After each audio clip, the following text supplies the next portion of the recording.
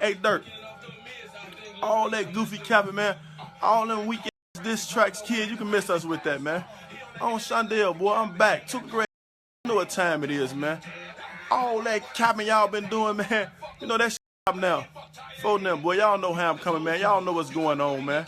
But CeeBall, folks, you just did 10 years of your life, shorty.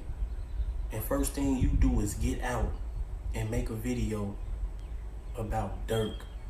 Dirk wasn't even Dirk before you got locked up. You don't know him, he don't know you, folks. You got out and made a video clout chasing, looking for a response from shorty, from Dirk. That's what you were looking for, a response. Come on, G. Your little niece got flatlined for clout chasing, G. And you get out here and do the same shit. And your homie there, the reason she did, your niece, for putting her names in songs, putting weight on her back that she can't even carry. She wasn't even out here doing that shit. And she lost her life behind G. And you got out and ignored that. It's not making sense to me, folks. Like, why you study mentioning the name, G? Don't mention your name, folks. We don't talk about you, G. We don't speak upon you, G. You's a nobody. A real goofy, G. Like.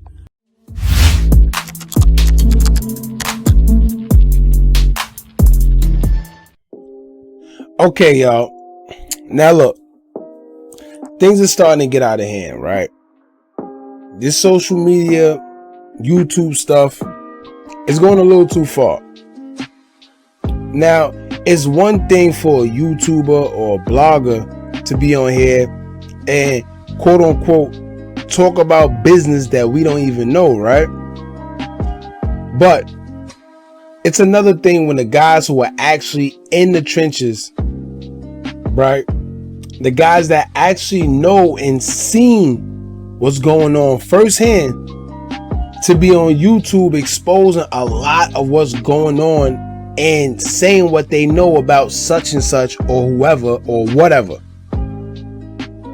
And I'm only saying that because these guys are literally going back and forth and incriminating themselves because they speaking on things that are current and the people are either still alive or just not incarcerated. Now, it's not just CeeBall, it's not just Baby Greg.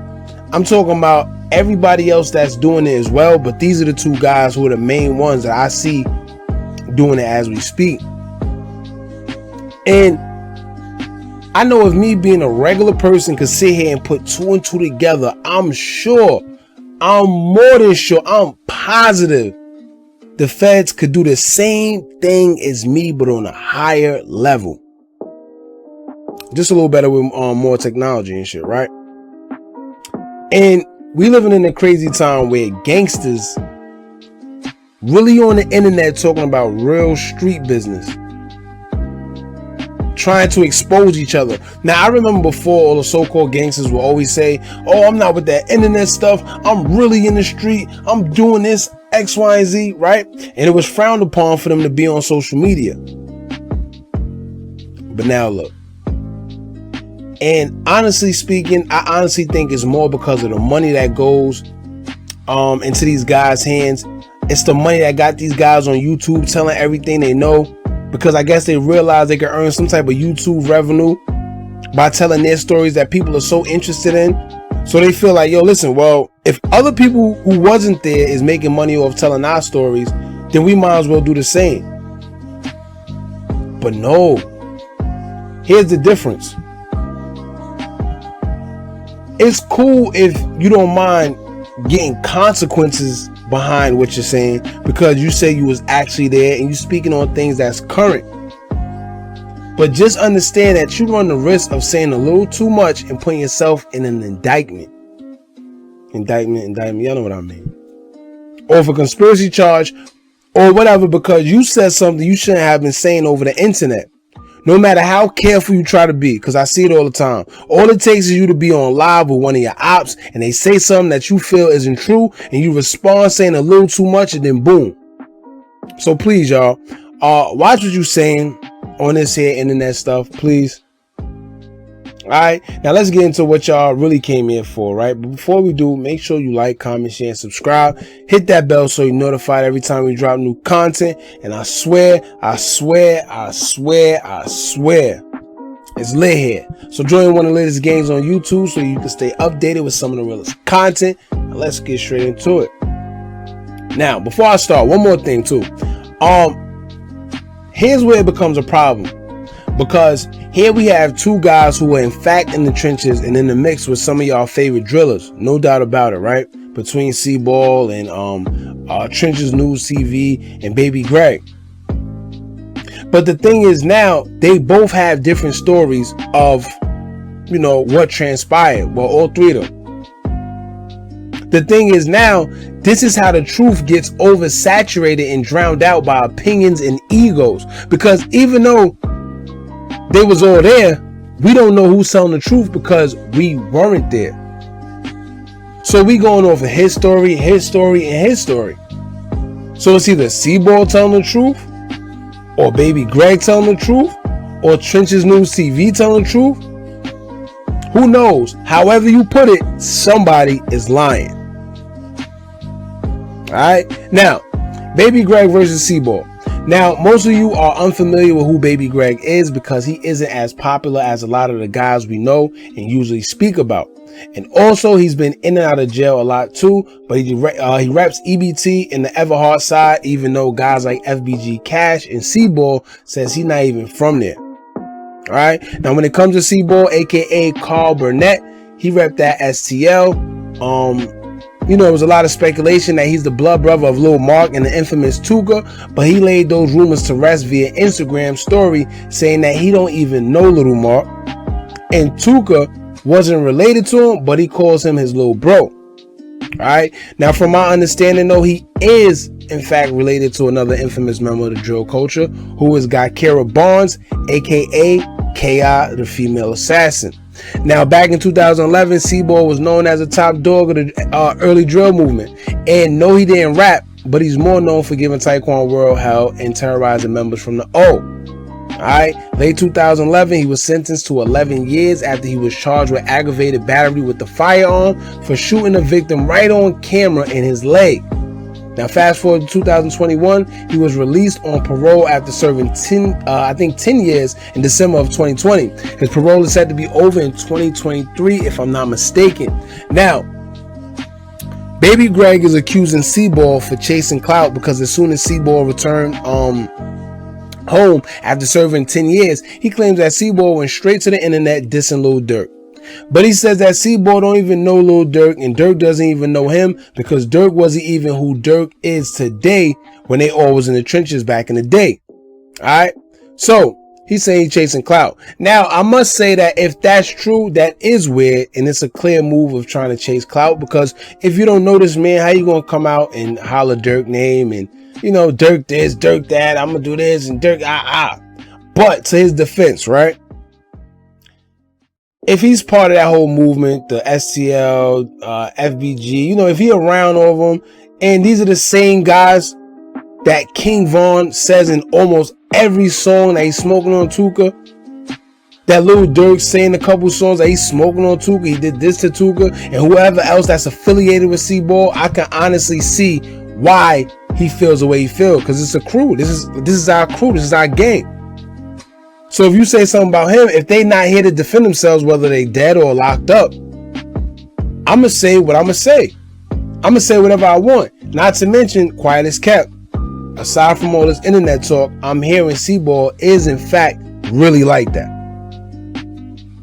All right. Now, Baby Greg. He also went on to say that Kara Barnes, aka K.I., is CeeBall's niece, and instead of trying to chase clout and diss Lil Durk, he needs to holler at the guys that was around K.I. who led her down the wrong path of destruction and put the target on her back, which resulted in her being killed at a very young age. And speaking of K.I., the more I see pics of her with CeeBall and other members, and I see how young she looked and full of life, and just how much of a kid she really was when you see her dancing around and how she's hanging around dudes. It's more and more unfortunate, man. You could tell she didn't choose the life chose her, and she just rolled with it. You see what I'm saying? It's very, very sad, man. And like I explained to y'all in the other video, she wasn't like, yes, we're not going to discredit her. She did what she did, man. But unlike a lot of them other drillers and the people we know about, before she became who she was, she really had a good heart. She really wanted to help kids. She came from a great home. She had good grades. She wanted to go to college and stuff like that. She wanted to be a guidance counselor and help kids. So when you put that into perspective, it's deep, man. It's unfortunate. And I do agree with Baby Greg on that one, that CeeBall needs to check whoever was around that young girl and put that type of jacket on her at such a young age, and with her being a female. Because she pretty much was the forefront of everything. You know that. You see what I'm saying? Now, fast forward to CeeBall. CeeBall is alleging that Baby Greg used to be one of his little bros before he went to jail, and Baby Greg is just chasing clout. CeeBall also went on to allege that BG wanted to allegedly backdoor FBG Duck, and BG mad because CeeBall didn't let that happen. And BG is Baby Greg. I just be getting tired of saying their names. Now, if that's true, that's messed up. You see what I'm saying? If that is in fact true, that's messed up to the 10th power, because all of Baby Greg's videos, I notice what he's doing. He's putting in the title FBG Duck affiliate, FBG Duck friend, FBG Duck homie, and then he puts his name after it. So if you want that title and you really felt that you and Duck was close like that, I hope these allegations of him wanting to backdoor Duck is not true. But as we see what's going on in Chicago right now, we cannot be nonchalant, because there's a whole backdoor party going on these days, and these guys are even making songs about it. So it's not like it's far-fetched. You see what I'm saying? It's like the thing to do these days, which is weird. Dudes want to call themselves slimes, say they sliming guys out. They doing this. It's getting real. Alright. Oh, and sidebar, for y'all still thinking that, look, and I'm glad he did this video too, right? For y'all still thinking that O Block had something to do with STL Man, aka Get Right's death, CeeBall also confirmed that that's a false accusation. Alright, so for a lot of you guys who thought I was lying and chasing clout in my video, guess what? That's 3 people so far who was really in them trenches that have confirmed that Get Right's killer is already dead, and it wasn't anybody from O Block. Trenches News TV said it, CeeBall said it, and Baby Greg said it. A couple other dudes that y'all don't really know, but I like to use these guys because these are the guys y'all are familiar with. And y'all all laugh, oh, you don't know what you're doing. Oh, I'm unsubscribing from your page. You chasing clout. You just doing it for views now. We all know who did it. Now look, that's 3 well-known members. Well, anyway, that's 3 members that said exactly what I told y'all. Just without saying who did it, but they told y'all that it had nothing to do with O Block, even though y'all sat there and argued me down. Anyway, another sidebar. Being that Tuka was like CeeBall's little brother, he explained briefly who Tuka was. Alright, because a lot of people been throwing dirt on his name and also making him out to be something he wasn't. Now, CeeBall briefly explained that Tuka wasn't really on that type of timing in the first place. He was just around the guys. The only reason his name is brought up and dissed so much is because he was one of the first ones to die in the drill culture before all the guns started to play out. Now he says, CeeBall says they felt untouchable. Like him and all the guys, they all felt untouchable because they was outside getting into it with the ops, but they was all fighting. They was terrorizing, each other, fighting. It was no guns at the time. All right. He also said that Tuka was only known for having a lot of girls, having sex with dudes' baby moms, getting girls, all that. So like pretty much he wasn't a shooter, he was a ladies man. He also said that he was around, whenever he was around, he made dudes laugh. Like they had a good time together. He wasn't no shooter, no killer, no none of that. You see what I'm saying? And I'm reading comments of people saying CeeBall bogus for coming home and dissing his ops or dissing Lil Durk's brother D thing or whoever. But to be honest with you, I'm not even mad at him.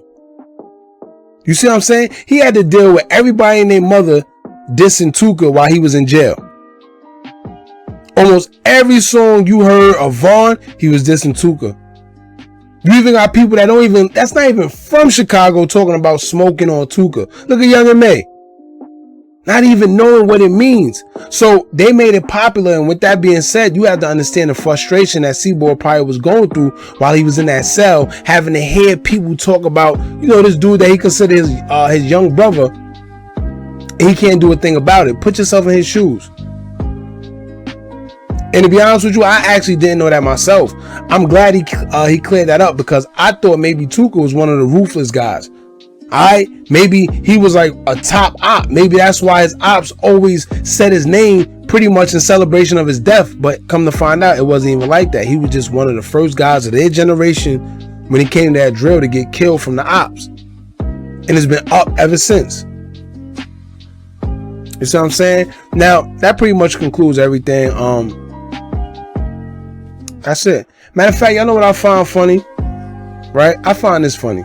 Watching all these interviews between CeeBall, Baby Greg, and a couple other guys, I find it funny, and I always tell y'all in these videos how these guys quick to get on here and say we snitching. The YouTubers is snitching, the bloggers is telling, they doing this and that, right? But they get on live with their ops and say everything. Yo, you took the gun from him. After you took the gun from him, you did this, you did that. Remember, you stole. But yet they gonna tell y'all we snitching. Or how about they get on Instagram live and be like, yo, I don't even do this. I ain't gonna lie, I don't even do this. And then they proceed to do it. You see what I'm saying? Like I said, man, I ain't discredit nobody, man. All I'm saying is, guys, y'all gotta be a little smarter. Alright? I said it earlier. Watch how y'all speak on this internet thing. This Instagram and YouTube stuff is very dangerous. As y'all know, the cops love using social media. Also, knowing that CeeBall just got out, I don't think it's smart for him to be even be on YouTube talking how he talk. You see what I'm saying? Talk about what he gonna do or what he would do. It don't even matter. Conspiracy is a hell of a charge. I always tell y'all that. Alright? And for all y'all out there, I'm not saying you not like that. I'm not saying you this. I don't care. All I'm saying is move smart, man, before it's too late. Gangsters move in silence anyway. Alright? And I'm gonna leave it at that. Now, don't forget to like, comment, share, and subscribe. Hit that bell so you're notified every time we drop new content. And remember, as long as you keep on watching, I'm gonna keep on dropping. And I'm out.